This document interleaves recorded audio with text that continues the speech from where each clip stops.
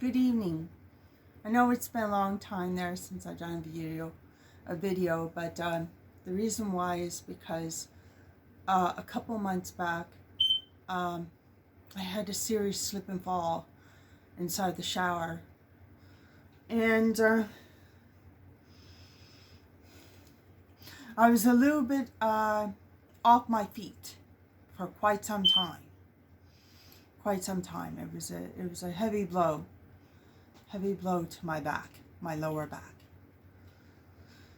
I'm fully recovered now, so I thought I'd do a video. Okay. I'd like to do a video about the angel Michelangelo.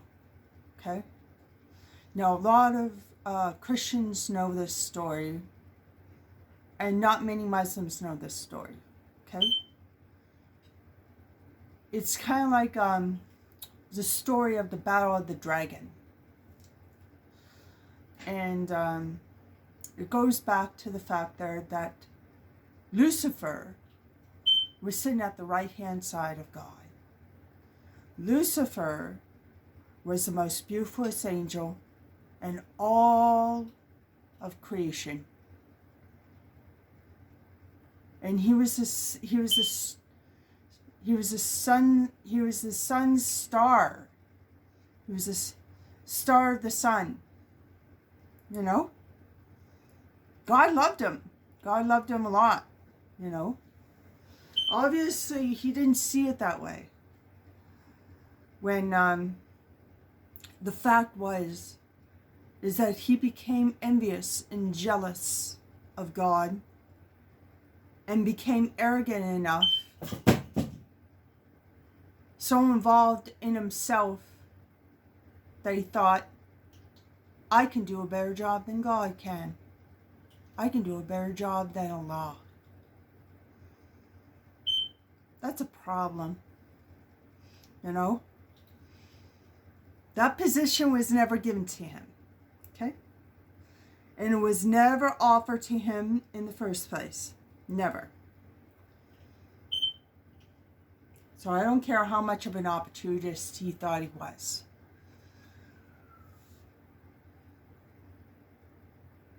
Okay?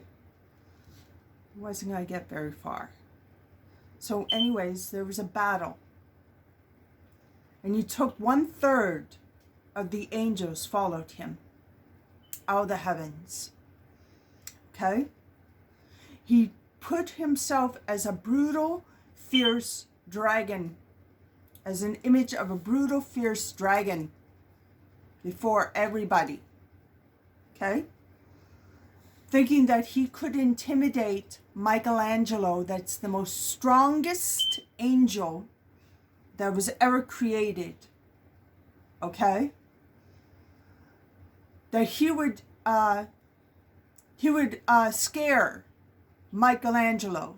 Michelangelo didn't flinch. And he put asunder and slew the dragon. That was the end of the so-called rebel quest. Okay? All the angels that followed Lucifer after that battle got expelled into a place of exile, a realm of exile. And it was all due to Michelangelo. God never had to get off the throne for 1 minute of 1 second to confront anybody. Okay? He made sure of it. Okay? He created the universe. And many of the people there that he created were his allies that loved him and adored God, that knew the presence of God.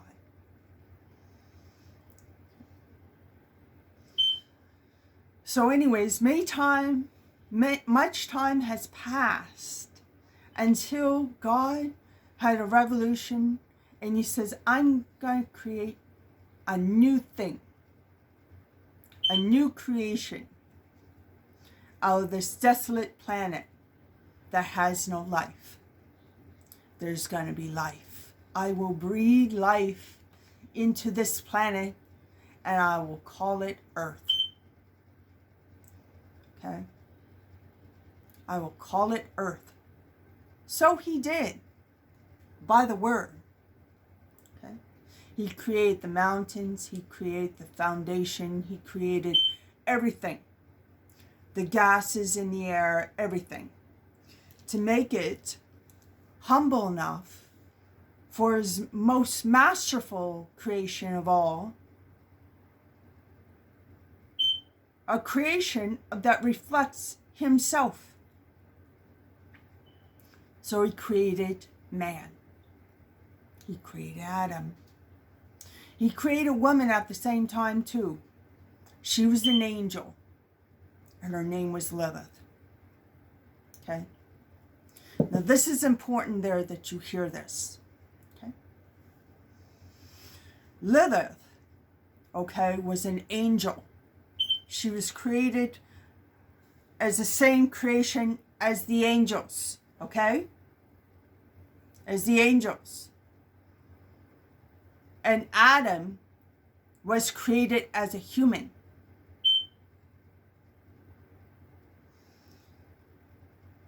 So anyways, Lilith rejected Adam. Okay? There was many fights, many disputes, and she rejected Adam. She rejected Adam. Okay? It was not about who's going to be on top of who. She rejected Adam. She ostracized and rejected God's creation. Okay? And refused to submit herself onto Adam. Okay? Lilith was way stronger than Adam. Okay? Way stronger than Adam. See, the angels are created by light and strength. Human beings are not. Okay? If Lilith got on top of Adam, she would have crushed his hip. She would have crushed his hip. But she would have bear children there, but she would be a single mother. Single mother. That killed the first man. That's what she was hoping for. That's how bad she rejected Adam. Okay? She saw herself as superior than Adam. Okay? She didn't understand. Okay? She was given a very important role. Adam was supposed to be the first king of his kind. Okay? She was supposed to be his queen. Okay? So that they would both rule the earth together. She was thrown off the throne. Okay? And denounced and divorced by God's command. Okay? Because God wasn't going to have that. God wasn't going to have that. That's defeating masculinity and femininity. And the divine masculine and the divine feminine. Okay? As a human being, we both need both characteristics. Okay? And we need it to be balanced and harmonious. If Lilith happened to have taken the place of being queen, she would have diminished and demolished the masculinity in the human race. That was an abomination in the eyes of God. So, he was divorced from the first wife, separated and divorced. Had nothing to do with Lilith ever again. And Lilith left the Garden of Eden.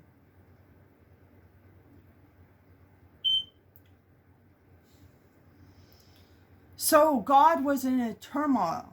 What am I going to do? What am I going to do? I can't just have a king. There has to be a divine feminine. He knew this. He knew this.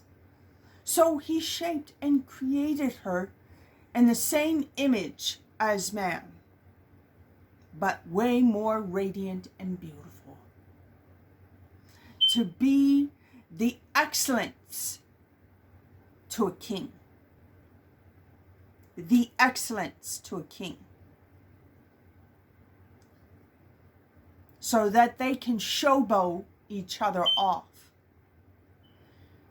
He accepted Eve because he said, she is the flesh of my flesh and the bones of my bones. This is very pleasing to the eye. So he accepted her and they wed. They were already wed automatically. Okay? Eve loved Adam and Adam loved Eve. Okay? That's not where the treachery comes in.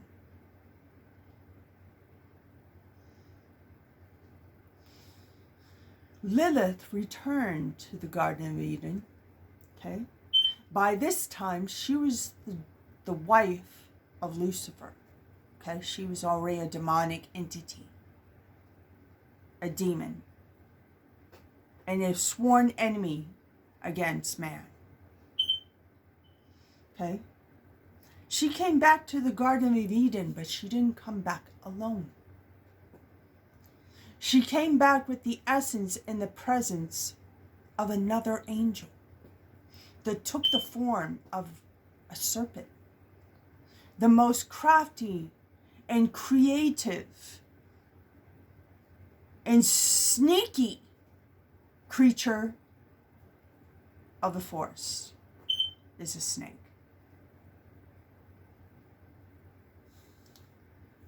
So they met. They met with Adam and Eve, and they pursued after Eve because Eve was not aware of Lucifer. Adam was.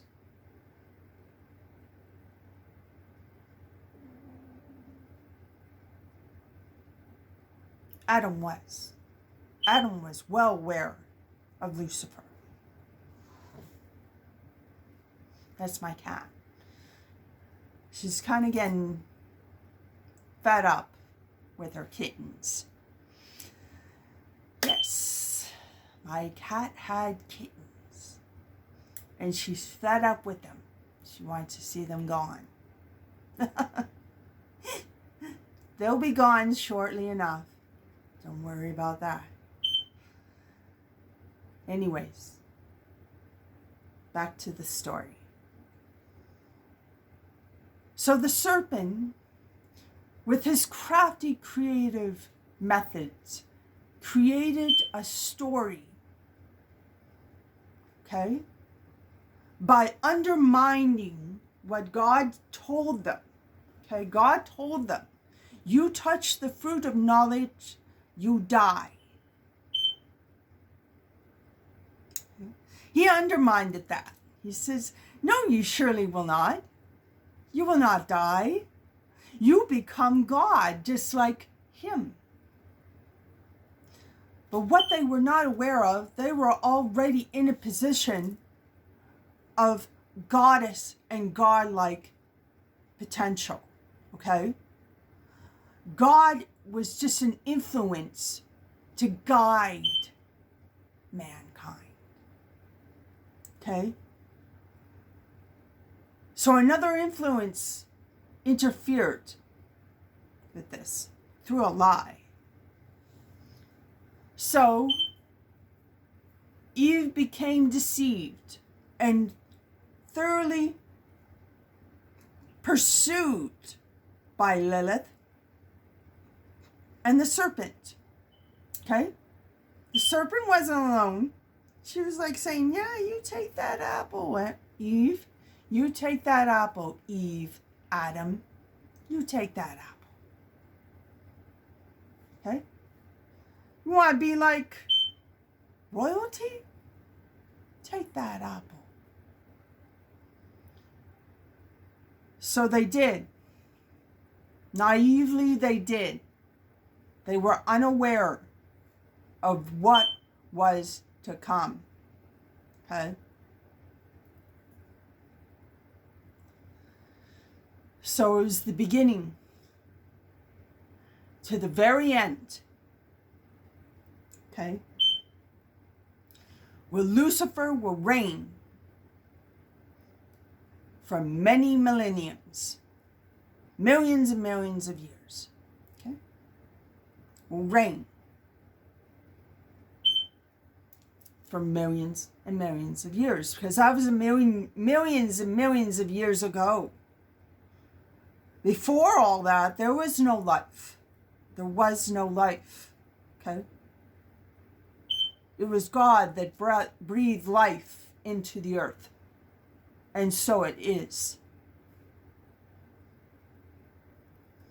And in the process of doing that, because Adam and Eve sinned, they actually saw themselves for who they really were. And evil and malicious thoughts entered their minds. So they decided to make figs as clothing to cover their private parts. Okay? So, when God kind of realized something was up, he confronted them. He confronted them and he says, Adam, Eve, what is going on? Adam took no obligation or responsibility whatsoever and threw his partner under the bus like a child, like a spoiled brat child, okay, that does that to one of his siblings. He did that to Eve. Eve was big enough there to say, yes, I did eat the apple, but I was deceived by the serpent. So she did not lie. She did not throw anybody under the bus. She looked at God and took responsibility. Okay? That's why she was given such a harsh punishment. Because she was more mature than Adam. Okay? She was way more mature than Adam. Adam still had the mind of a child, a spoiled brat child. Okay? Eve had the courage to actually confront God and say the truth. Okay? That's why God spared them. That's the only reason why God spared them. All right? Because of Eve. Because of Eve's honesty and devotion to what God wanted. So God said, okay, I respect your wishes. You want to be left alone to fend for yourself, so be it. Okay?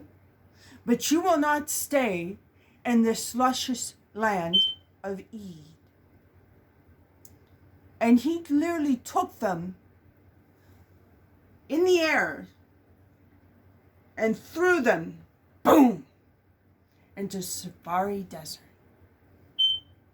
Into a foreign Safari Desert, a harsh land, for them to fend and make a home for themselves.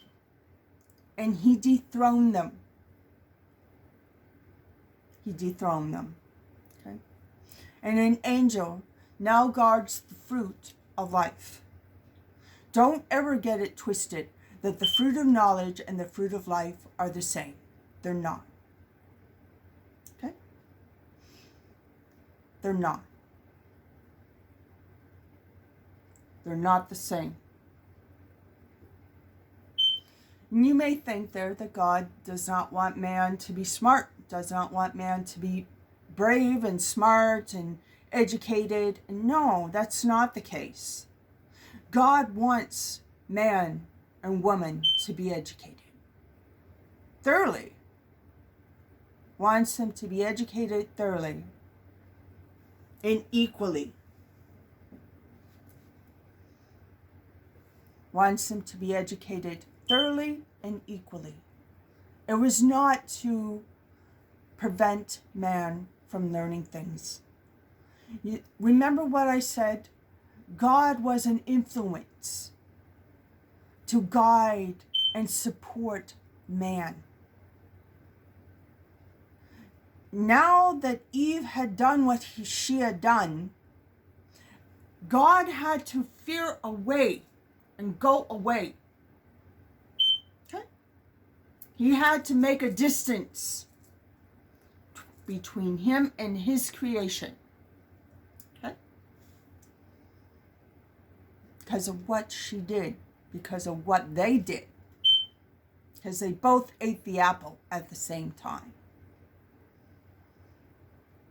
She was the one there that was influenced and peer pressured the most, okay, to eat the apple.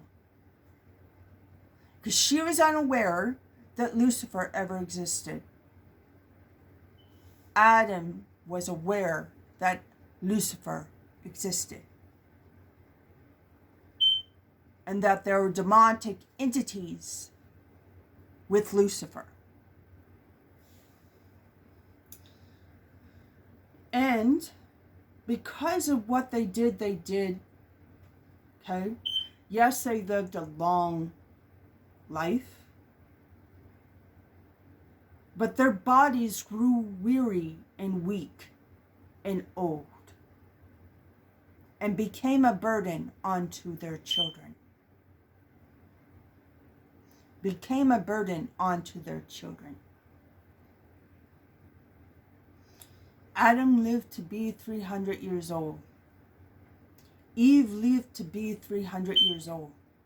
They both lived as long together. They did not die separate apart. They died together because they were the divine masculine and divine feminine. They were the image of divine masculine and divine feminine. So we are here now at this situation that we are now. I know a young man named Mike, okay?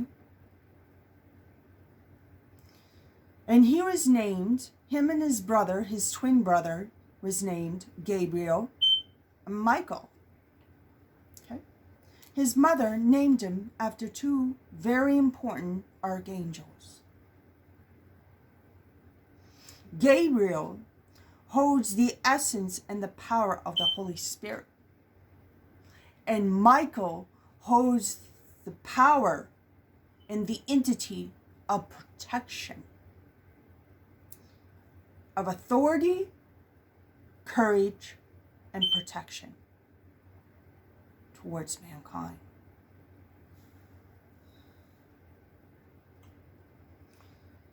So, they are given those names. Now this brings me to the point. That's why I want to start at the very beginning to where I am today, where we are today, okay?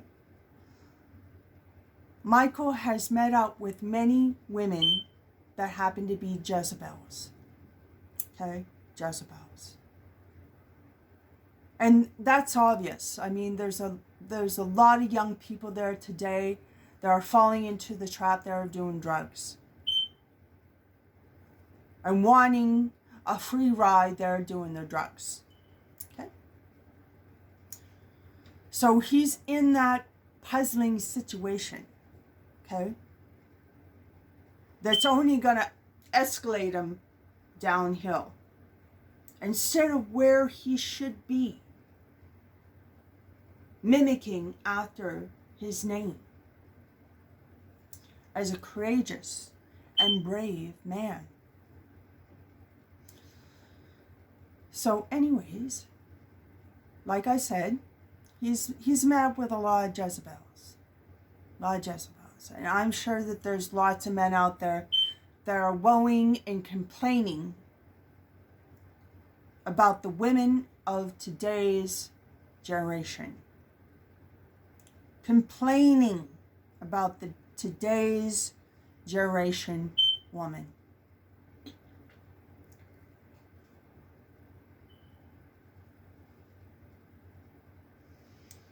Complaining and woeing after the generation of women today. Because a lot of them are feminists. And a lot of feminists look up to that demon, that demonic entity that was Lilith. Because they think that she was courageous. She wasn't going to allow any man there to walk or control her. That was not the case. That was never the case. Okay? She rejected Adam. Okay? The divine masculine. So she rejected herself.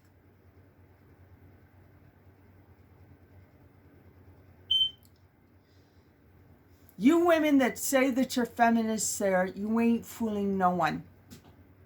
You ain't fooling no one. You're not divine feminines. You're not. You're not divine feminines. You'd wish you were, but you're not. You walk around like that demonic entity that once existed in the beginning. Okay? Hating and woeing and complaining about men. Okay? All because they can't give you everything that you want. The woman of that kind has become very selfish, extremely greedy, and very self-absorbed. That's weak. The divine feminine knows that she cannot live without a divine masculine in her sight, in her presence with her, as a divine couple. Okay? For we are all from the bloodline of Adam and Eve. How do I know that? Is because if you read the book of Enoch, you would understand that Noah was not just any ordinary prophet. He was an albino prophet, the first of his kind. Okay? And he was ostracized, rejected, alienated by the people of that time. Okay? He was called every nasty, ugly name in the book. It was regarded as nothing but that of a simple drunk. And not to be taken seriously. But little do you see, he was the one there that God said that he adored. He loved and he adored. And that he brought Noah to his bosom. Okay? That's how much he loved him. He wanted to bring Noah close to his heart. Okay? He loved Noah. Noah was a following man of God. Okay? He may have had his faults or his flaws, but there was no mistake. He was a godly man, and that he came from Adam and Eve. Okay? But like Enoch said to his son, when his son approached him and called out his name, and he came in a whirlwind to the presence and beside his son. And he says, "What is it, my son? What is wrong? What is troubling you? And so he explained. And Enoch said, that is your son. He is no fallen angel child. That's your son. God is going to do new things in the world. And the new thing is going to start with Noah. Noah is a prophet. Noah is going to be a man of God. So raise him and take care of him well. That was the message that all that Enoch had to say.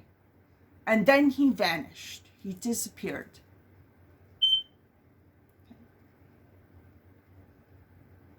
So as you see, when you see people there that are light-skinned, you think, oh, they're different. Where did they come from? What happened? The Bible tells you. The Bible tells you everything. It's just that you don't bother in taking the time and studying and reading the Bible. Okay? Or Scripture. Or knowledge of Scripture. Or knowledge of the books of God. You don't take the time. You don't take the time, so you just want to listen to a preacher every Sunday at Mass who doesn't know is no more than you do. Okay? The knowledge is there in the books. You just have to pick them up and read them. But there's nothing there that I've said there that's a lie.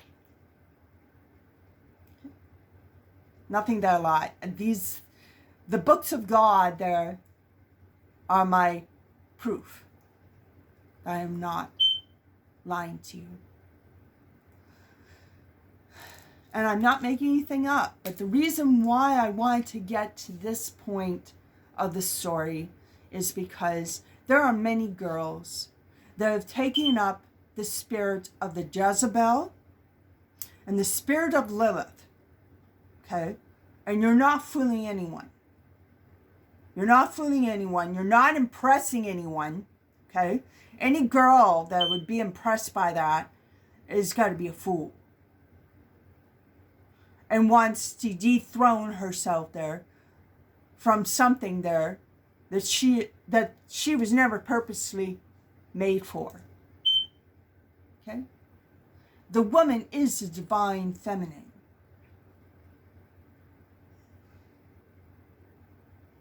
Is the divine feminine and will always be the image of the divine feminine in marriage.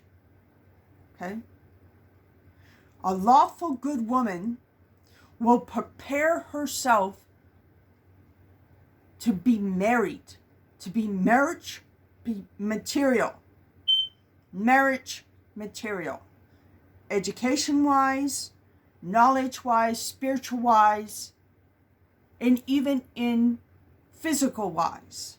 Whether it be cooking, cleaning, sewing, mending, doing whatever curriculum that she is liable and that she is capable of doing. But not getting out of her jurisdiction there and trying to do something there that was made and designed for men. We need men. Okay? Women say there that we don't need men. Yes, we do. We need men. They want their man to be feminized so that they can dominate and control them. That's a feminist. And that's the only type of man there that they'll accept. Okay, mind you, a man that works way too much in his feminine energy will be interested in the same things that you are. Okay? He'll be likened and interested in the same things that you are as a woman.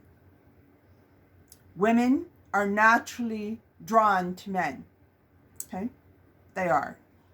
They're naturally drawn to men. There's some women there that are drawn to powerful men. There's some women there that are drawn to different types of men. Okay?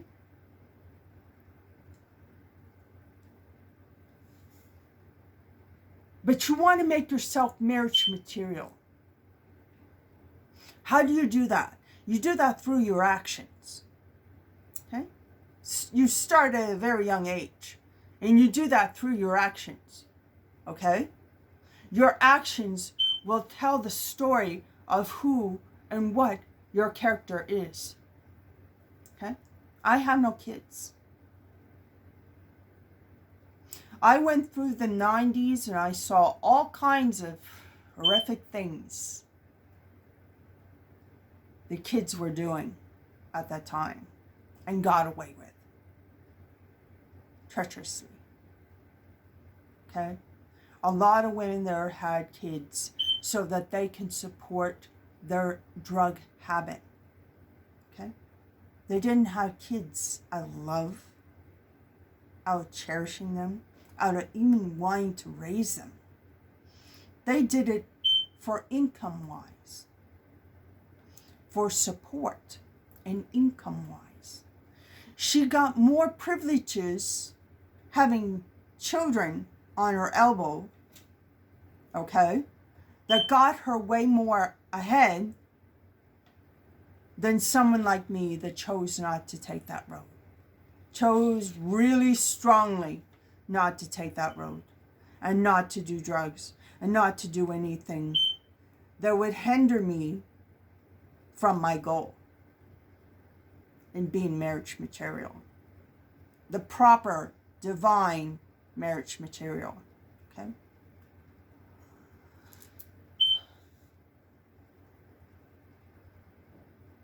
And these women thought that they were really clever at what they were doing. They were even encouraged by young men to do this. Because young men there, they don't care. They don't care. As long as they get their pussy, that's all they care about. Without no papers and no force of marriage. Nice. It worked more in the favor for men than it ever did for women. But women want to blame men for that. Who is the one there that encouraged you to have children in your teens? Who was it? Your friends? Your girlfriends? Your boyfriend at that time? And you caved into peer pressure. You caved in to peer pressure. And now we are here in this generation with many children that were raised by single moms. Okay? They want to walk proud by saying, I did it all myself. These girls are unfit for marriage. Completely unfit for marriage. Completely.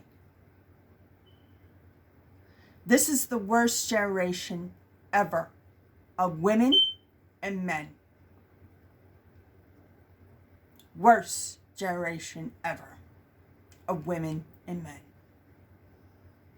Because a lot of women there, because they went through what they went through, and they blame men for it. Mind you, a lot of those men there didn't encourage this. It was their choice, okay? That was encouraged by their friends. Not by men. Not by young boys that are godly. But everyone will have their own path. And everyone has shown their personality and their character and what they will do to get what they want. What they will do to get what they want. Now we have women that look up to Lilith, that demonic entity, and look up to Jezebel, another demonic entity that has plagued this generation strongly. The love of Jezebel. Jezebel was an idolatrist. Okay? She wasn't a follower of God. She was an idolatrist. In other words, she was an heinous woman, you could say. A heinous woman. A whoremonger. A heinous woman. And rejected in the eyes of God. That's why Nob was given that position. And Jezebel was totally dethroned. Okay? Nob is a tribe of the Native Americans.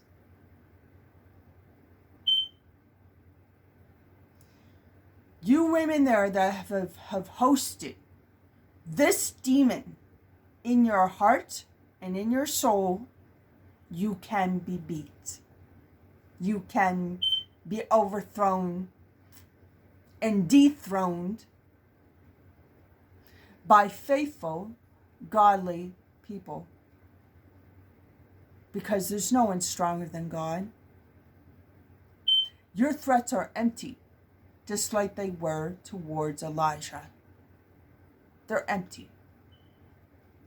They're not real. For Jezebel worked within the craftsmanship of lie, deceit, manipulation, and immoral standards. Okay? All backed behind an idol.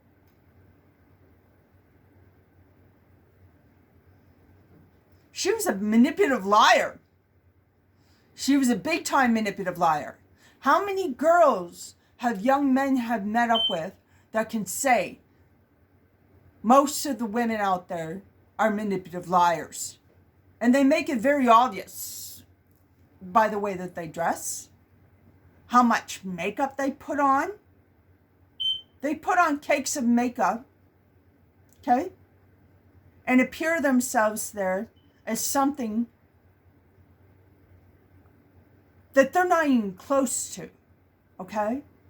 They appear to be a 10 when you take off all the makeup, take off the wig, take off all the fake stuff, and she's no more than a 4. But with all these fake things, she can play the part of a 10. That's manipulation, and that's a lie.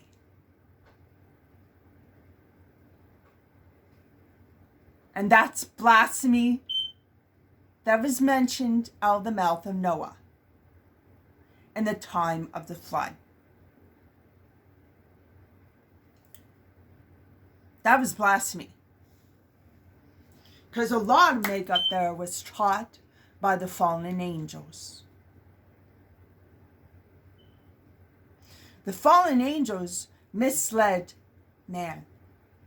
The fallen angels very badly misled man and created havoc on the earth that made men complain and woe about the fallen angels. Okay? And God didn't even have to destroy them or do anything towards them. All right? All he had to do was get Gabriel to go to the giants, the malevolent giants that are the sons of these fallen angels, and get them to fight each other to the death. So they wiped each other out. Okay, they wiped each other out. They all ended up dead. Way before the coming of Noah. But man was still in wickedness. Man was badly misled. Man was walking in abomination. Okay? And there was not a lawful woman amongst them. Because many of the women there married the fallen angels. The fallen angels had multiple wives. Because they never died. An angel of light can never die. They never died.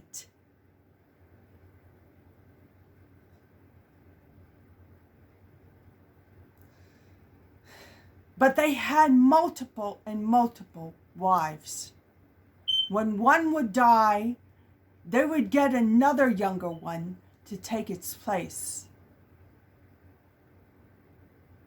So there was no godly women amongst them.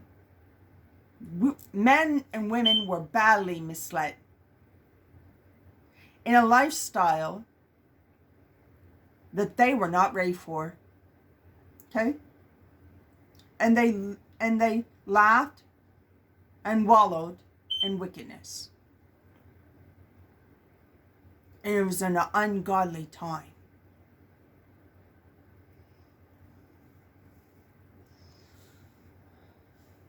No one was acting like the divine masculine, divine feminine. And there was great wickedness and great violence in that time.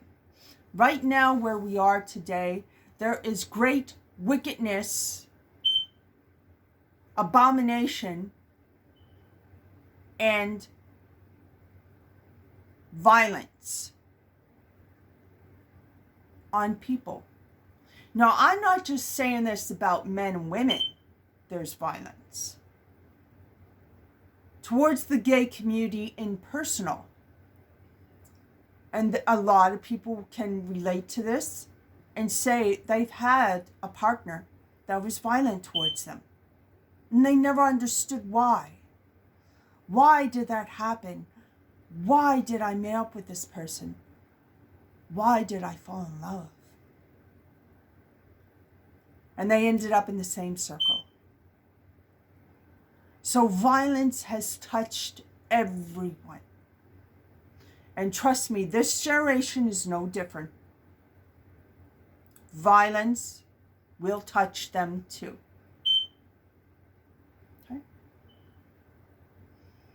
There's not one in the generation of the dunya that hasn't experienced violence. Some sort of malicious, evil violence done to them. Without no reason. And no one takes any responsibility. They just become the magician there and they go away. They go away and they disappear. They're famous for it. After they've already done the damage, after they already have hurt and damaged someone. There's not a person alive that hasn't experience violence in this day and age. There's not one.